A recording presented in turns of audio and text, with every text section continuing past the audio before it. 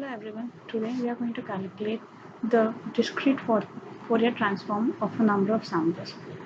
First of all, the number of samples are 512 and the sampling frequency is 100 Hz and the number of samples are taken as an input in an array called DFT.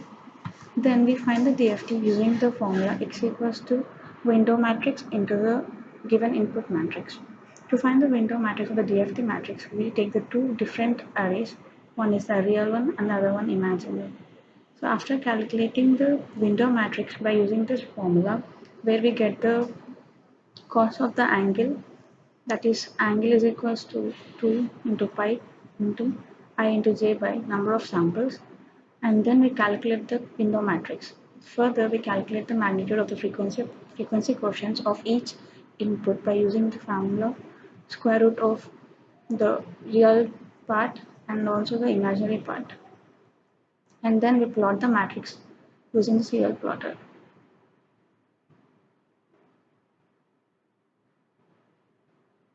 As you can see, the plotting is being done for the DFT matrix where the initial components have the value and then further it diminishes to 0.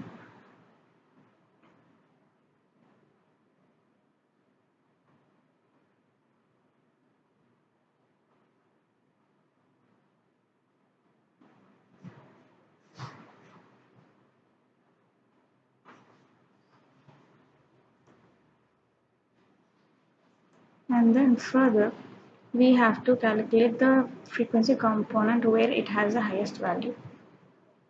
And we have to find the frequency number or the bin number of that particular frequency. For us, the frequency that is the power line frequency is 50 Hz, which is 50 Hz. We have to suppress the value.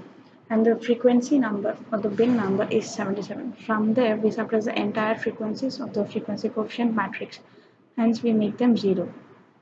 And then further, after that, we make the inverse DFT matrix, which is found out using the formula like the inverse of the window matrix into the frequency coefficients. To find the inverse of the window matrix, we use the same technique, just that here the angle changes the sign. The sign of the angle changes. So we calculate it using the formula by taking two different matrices, one is real and one is imaginary, and then further we multiply the frequency coefficients of the DFT matrix of the input with the cosine sign, and then we obtain the inverse DFT of the already formed DFT. And then further we plot the magnitude by using the same formula of the square root of real part square plus imaginary part square, and then we plot it. As you can see, this is the initial input where we have taken. I'll show the input also.